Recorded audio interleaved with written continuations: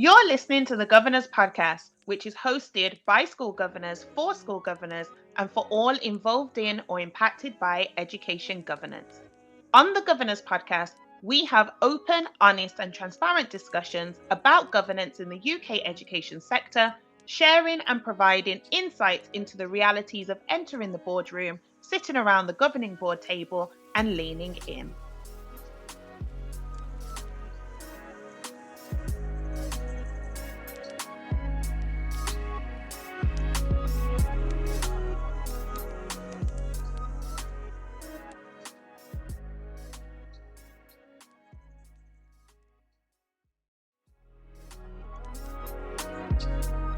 Hello, I'm Sharon Warmington and I support schools and academies as a governor, governance practitioner and a clerk. I'm also the CEO of the National Black Governors Network, supporting the education sector in diversifying their governing boards. And it's Olivia D. Hind here, an under 30, unapologetically black female who is changing the face and space of school governance. And you're listening to the Governor's Podcast.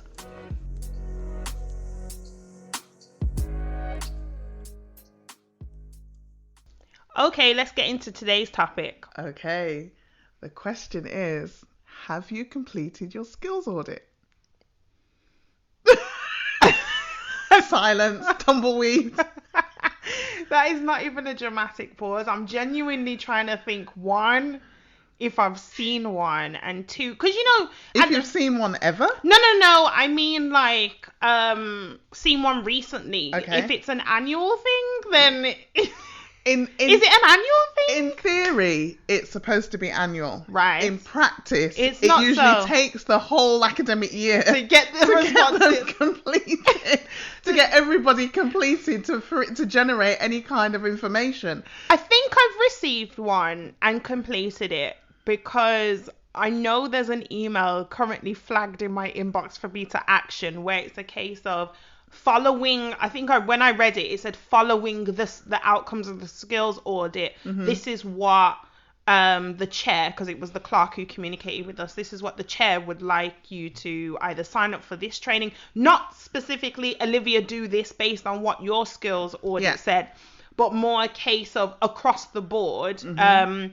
This is what we would like our governors to upskill in or on, or however best to word that.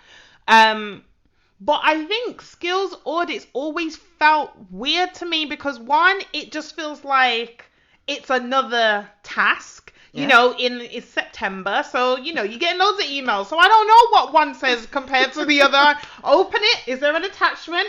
Okay. Do I have to do something?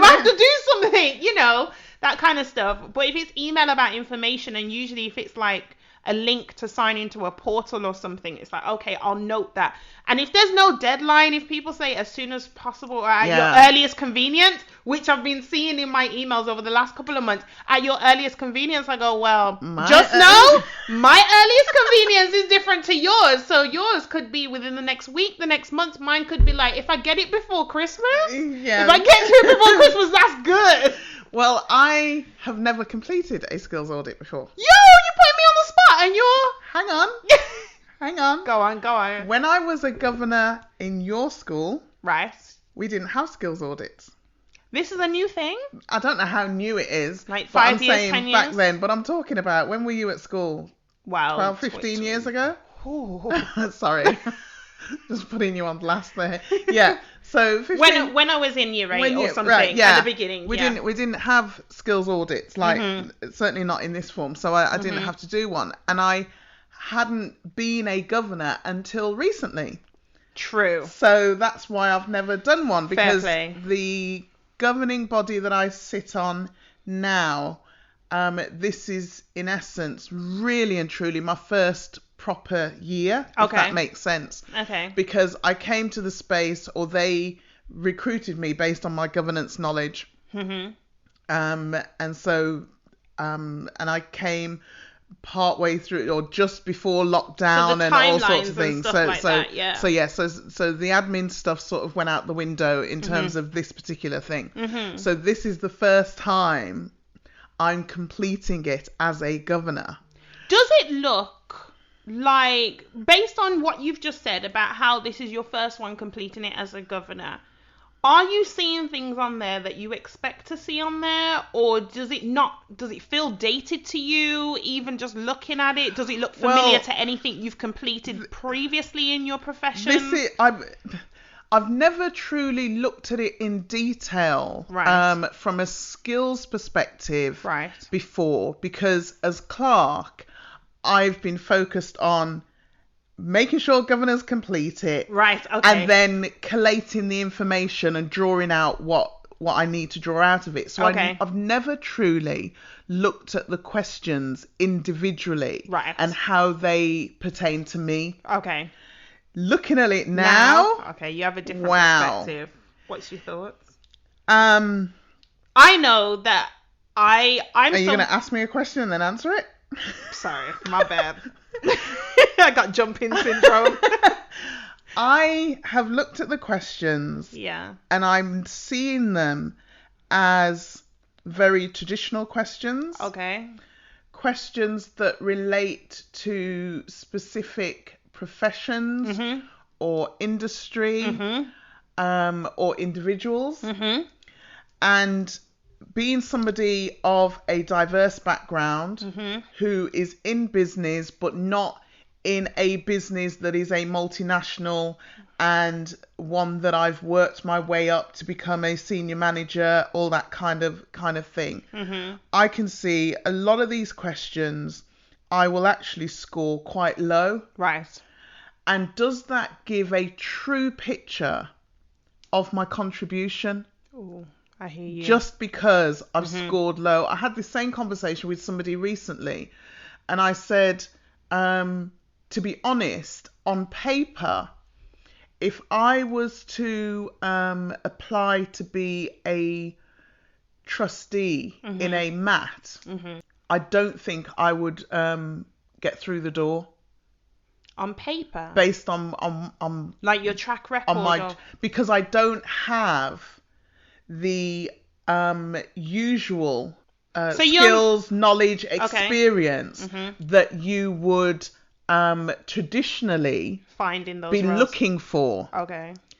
For those roles. Does that make sense? But you're using a lot of words like tradition and usual and typical. So it's like what allows new blood to come into the space. Blood? That's what, when I say typically, the typical professions like law.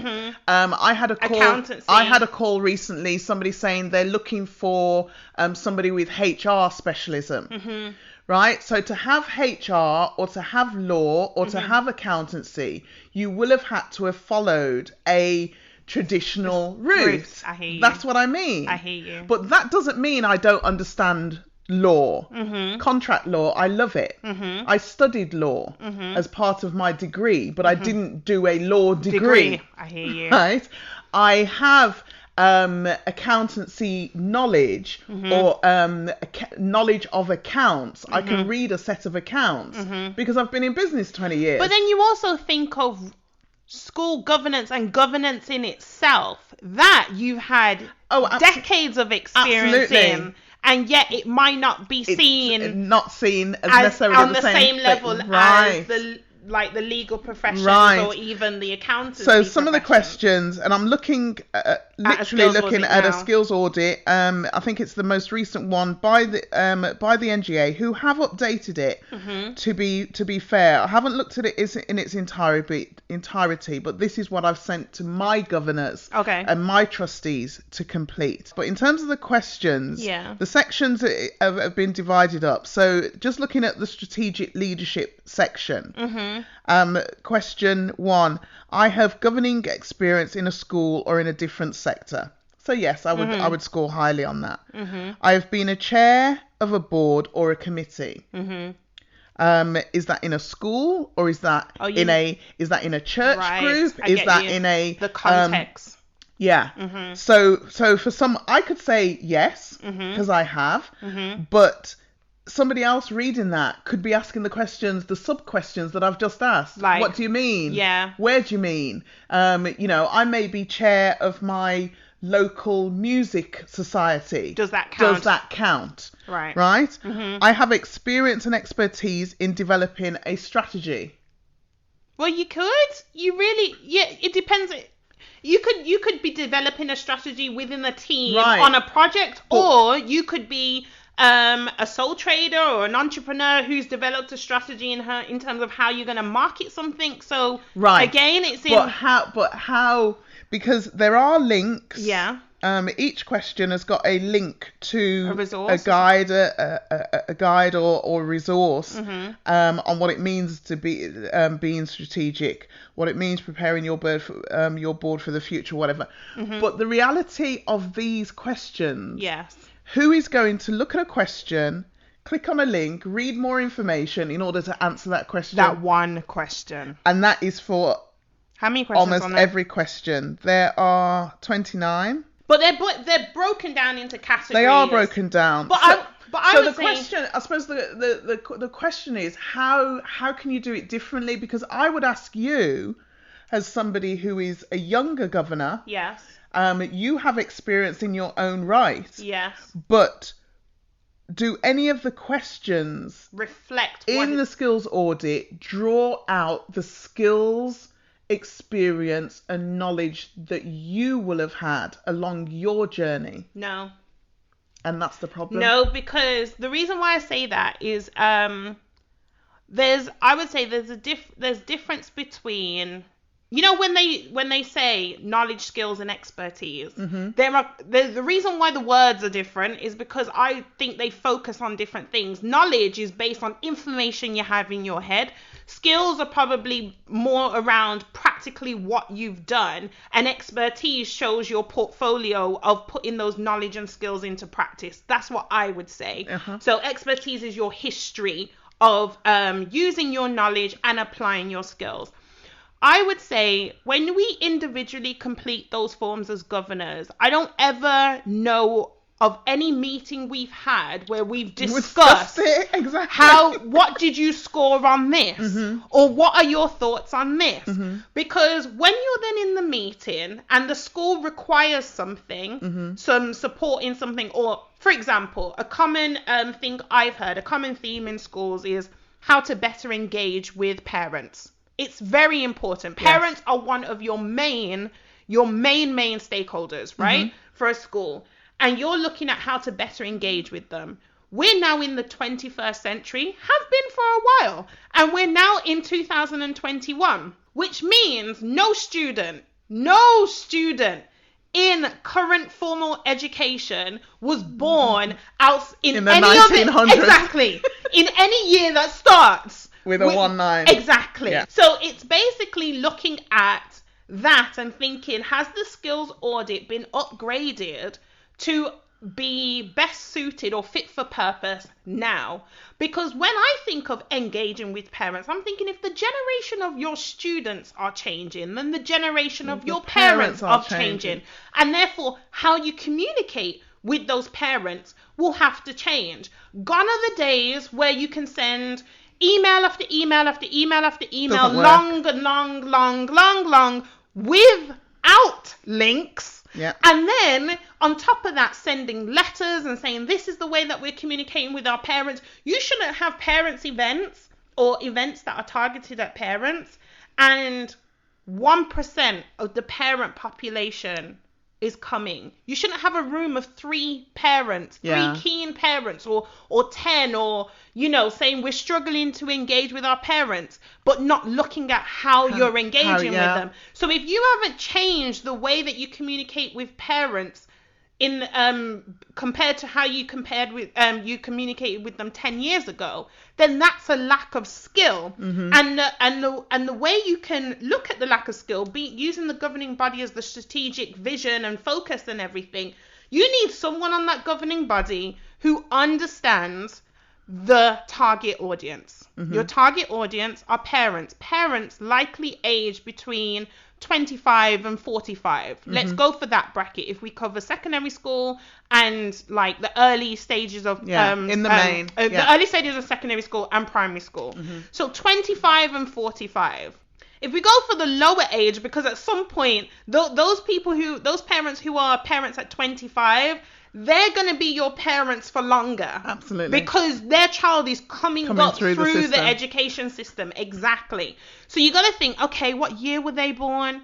How do they interact with information? Do they watch TV or do they not?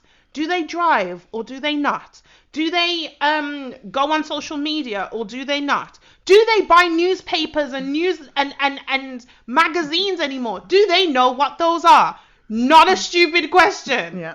Do they know? So it's about being able to recognize what skills are required in the space and then tailoring the skills audit to kind of find out what the intensity of those skills are around the table. So is there a social media section on there? Is there a communication section on there? I'm not saying it has to be social media, but communication goes in different forms. Absolutely. You know, there are parents who probably don't like you to just pick up the phone and call them whenever you want to call them and you haven't texted them first. Yeah.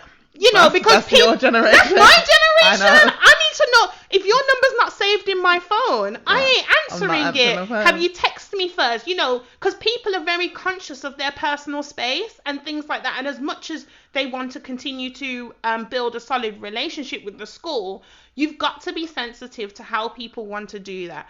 Even outside of that, the legal professions and the accountancy professions are still very important. But they are not done in the same way that they were 20 years ago.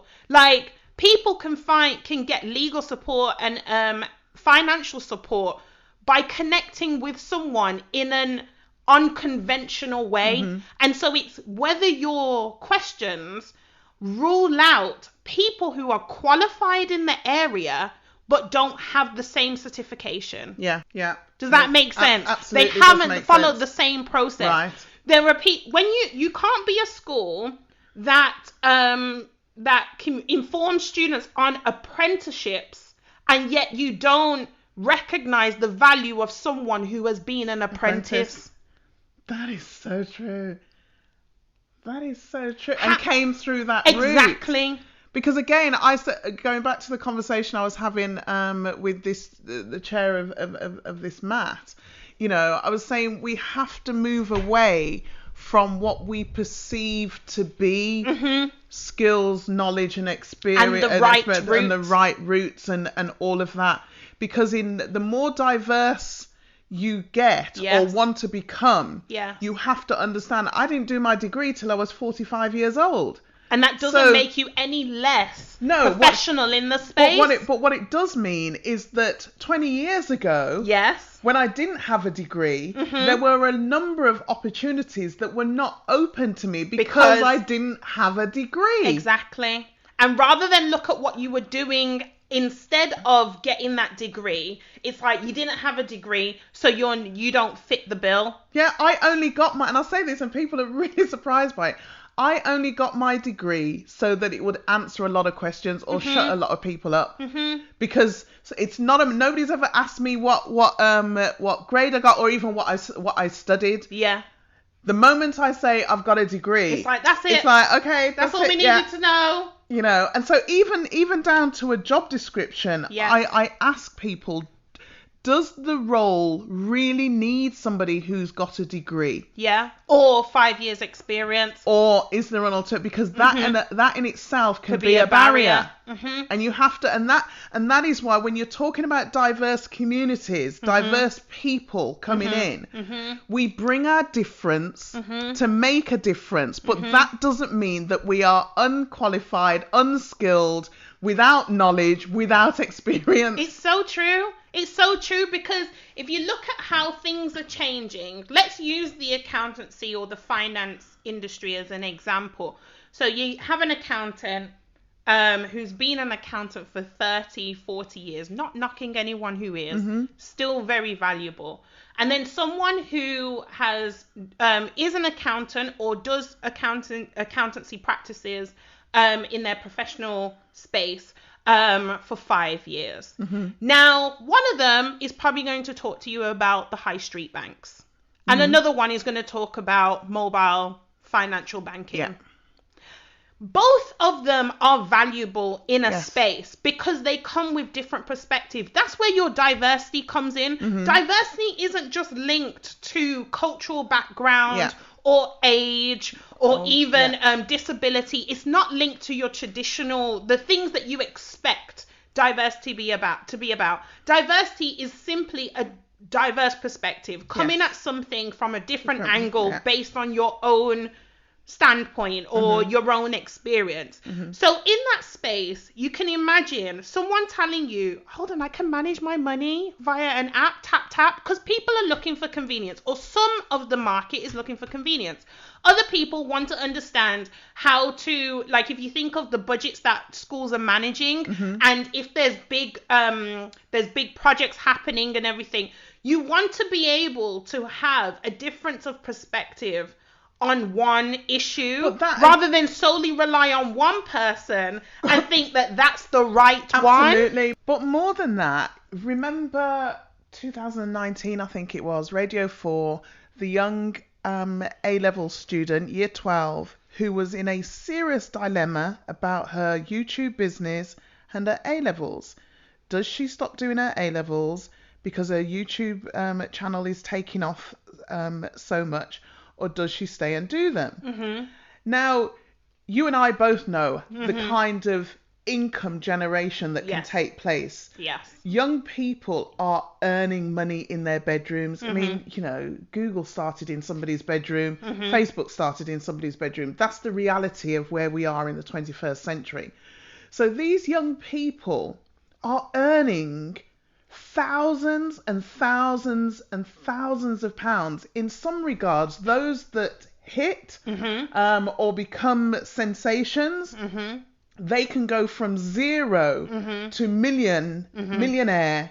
I say overnight, but we know it's not overnight. Yeah, but you know there's what I mean? a lot of work involved. So what I'm saying is they are then in a position where they are having to employ people. They are having to navigate that whole space around managing their business, prioritizing things differently. There is an entrepreneur called Stephen Bartlett who I've been listening to his podcast regularly. Amazing guy. Who was talking about his journey, and I think he became a millionaire at age 21 or something, a multi-millionaire at 21. Are you trying to tell me that these people don't understand finance or business or, you know, it's no longer got anything to do with length of service? And you know, you just saying that, I don't know if it's just me personally, but hearing of a multi-millionaire who is 21, the age doesn't shock me. Older generations will be like, 21, just 21, because they're thinking of making money in what they consider the traditional way, the usual way, and you just wouldn't get the 9 to 5 can't give you that. You just wouldn't get that, like if you don't find other routes of making money and scaling your business and stuff. And so when you think of that, I just think of me being a governor in secondary schools, and if a case study came to the governors of a student who was in a serious dilemma between continuing with their A-levels or focusing on their business that is generating income now, and in an area that they're passionate about. So it's not just about the making money aspect. It's that the young person feels that's their destiny. Purposeful. They feel happy. They like the career that they're in, and it's clearly thriving, right? With this case study that you said. Now I just imagine if this case study comes to the table and the SLT, the senior leadership team, want the governor's opinion, I feel like you can only give I personally only like to give an opinion on a concept that I understand or that I can relate to or that makes sense to me in my world. But if it's a case of you tell that you advise that child should continue with their A-levels because you don't understand the other world, then I think that puts... You're doing a disservice. Exactly. That puts that environment into question in terms of who you have around the table. I'm not saying that going down the YouTube route is the right way, but what I'm saying is you have to weigh up the options. You have to look at everything. Or understand that there are different routes. Exactly. There are different experiences. I was speaking to I'm going to say an ex-mentee, somebody who I mentored in business, who is an award-winning international fashion designer in his early 30s. But I know if he was to look at this skills audit, it'd be like, I'm a 1 on that, because it's like rated 1 to 5 on the skills audit. Yeah, I don't, like, you know, I'm a 1 or a 2. But I don't know to be an award-winning international fashion designer, you didn't get there overnight or get there with ease. And I said to him, please become a governor in a school. Can you think of what that would do to the art department or the DT department? Exactly. The different subject clusters in schools, and knowing that there's someone that sits on the strategic body of their school has gone there. What can I do? So when you think of the outside of the academic subjects, you think of your vocational subjects, you think of the extracurricular activities that the school puts on. That's why the diversity at the governing body is so important, but why it's also important for us as governors to get to know who the other governors are. Right. You cannot treat the skills audit as like a vacuum. You do it, you submit it, and then you never look at it again. And it's done. I would actually suggest, because having thought about it whilst talking to you here, a good solution or suggestion as a way forward to make it meaningful. And I suppose this is me with my training head on now, or my facilitators head on, is using this as a delivering it as part of a training session. For a governing body? For a governing body. So whether it's an away day, half-day away day, or you sacrifice a meeting, or you add an additional meeting into the calendar that specifically looks at skills, knowledge and experience of the governing body, not an evaluation, almost like what but you almost got. like a self-assessment. So as you say, it will pick up then for the first time probably hearing around the table what people are bringing to the table, and you have it minuted, you have it somebody taking the notes if it's not formal minutes, and really capturing the essence of that governing body. Because I think the danger is with doing a skills audit that is quite generic and all the questions are the same for everybody. It doesn't capture the essence of what the uniqueness is within that governing body, and where the gaps are, and what's needed for that governing body to move forward. Just as you talked about gaps, I don't know if this is with my analytical academic hat on or head on, but you know how you said how we're basically saying the skills audit, you complete it, you submit it, but you don't really see the outcomes of it. If you put it in the context of a teacher setting an assessment for her class, and everyone answers the same questions in the same amount of time, but then when they've marked it, not saying there's right or wrong answers on the skills audit, but just for the sake of my analogy, one, you don't get your results, so you've submitted a piece of homework and you don't know how you did.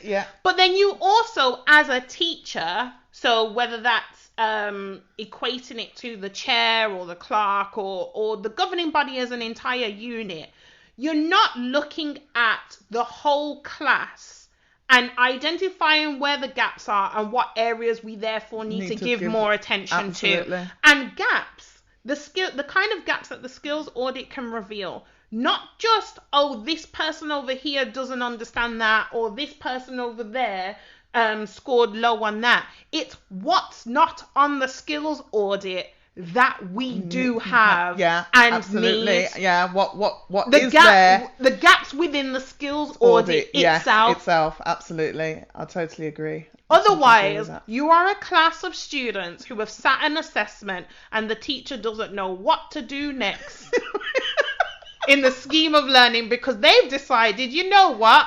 We're going to collect those in. We're going to put them in the folder, and we're not really going to look at them. Next topic. I totally get that. And as a clerk, what I've tried to do in the past is to collate the information and produce a report from it that is meaningful and does identify the gaps and then identifies the training required. Is that a part of your clerk's role, or is that just you being extra? I know clerks that do that, but yeah, that's me being extra. Yeah, you just extra. It goes back to what you were saying, that, what's the point otherwise? Yeah. But what I've found, and I suppose this is why it's brought me to now I'm having to look at it as a governor and start to question more. What I found is that one particular year when I was doing the skills audit, I had governors who completed it and then a couple of months later resigned. Oh, right, okay. And then new governors coming on board and trying to get them to complete it. So it was I never had a true picture of the existing governing body because of the starters and leavers. That literally loops back round to something you were saying at the beginning in terms of the skills, or maybe both of us were saying it, in terms of the skills audit being that thing where you spend the academic year just trying to get the information in. So you can never really have a true moment to reflect on what people have responded. So then the people who then do complete it feel like, okay, why did I do that? Exactly. I just did one, that kind of thing. So maybe I don't know if you're ready to go into takeaways, but something I definitely feel to take away from this is, as a governor, as an independent governor, being more mentally present when I'm completing those skills audits. And I think it's something I've said in a previous episode about training and actually doing the evaluation of that training. So in the skills audit context, actually asking myself, why am I completing it?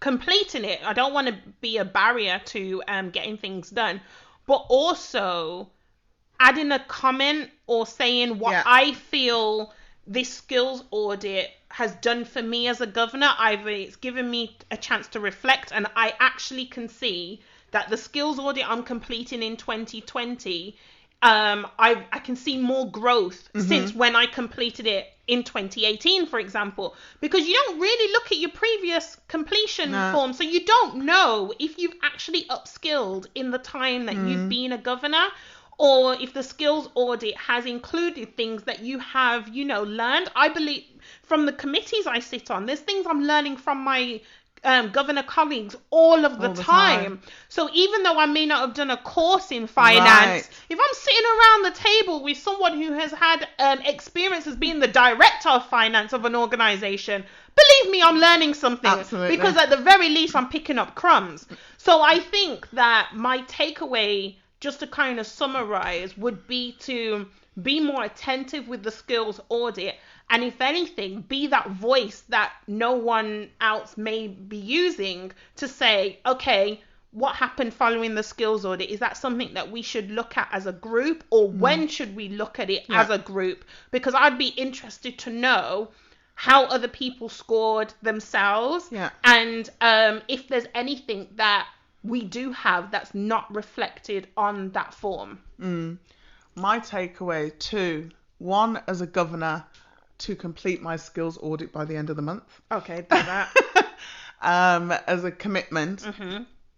And in that same vein, encourage my governors, where I clerk, to also complete it by the end of the month. But also to have a conversation with each of my chairs to see if we can schedule maybe a couple of hours, a late afternoon, early evening, maybe in the early spring term, to have a discussion about it so that it doesn't just sit somewhere.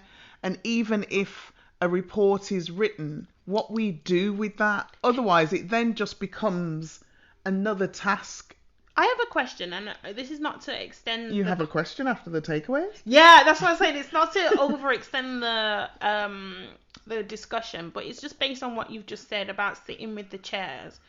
Is the skills audit a standard form, or can you create your own as part of your school or trust? Right. You can. Okay.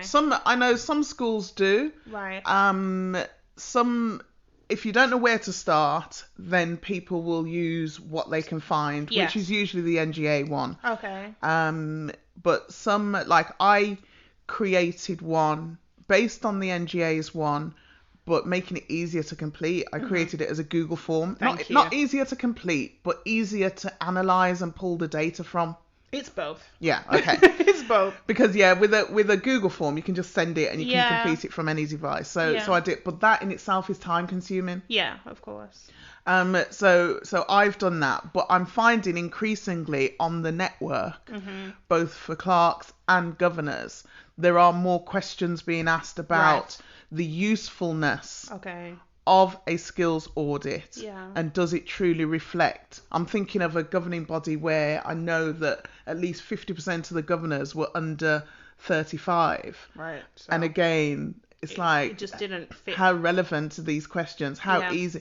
And because by completing that, it can make you feel inadequate. Yeah. It can really knock your confidence. I also don't put 5 on anything. And asking yourself, what am I doing here?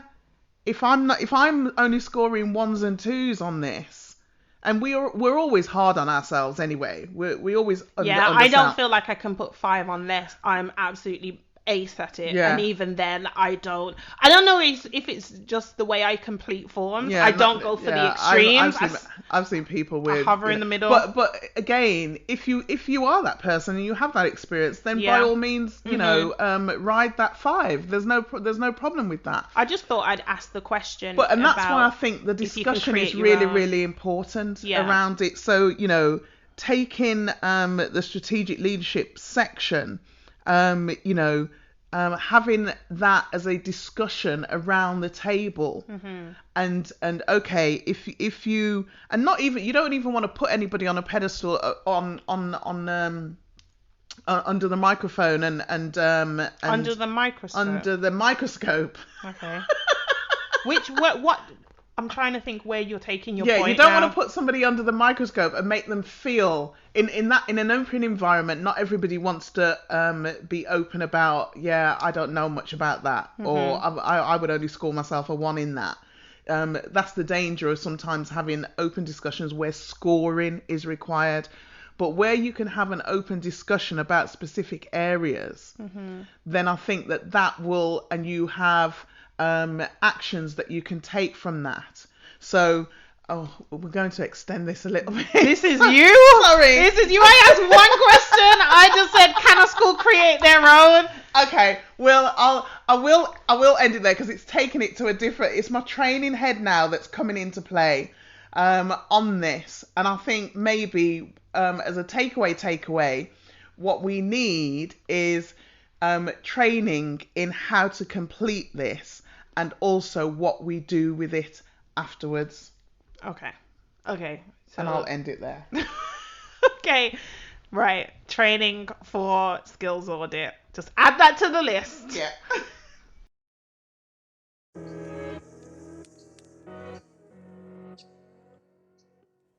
Thanks for listening to today's episode.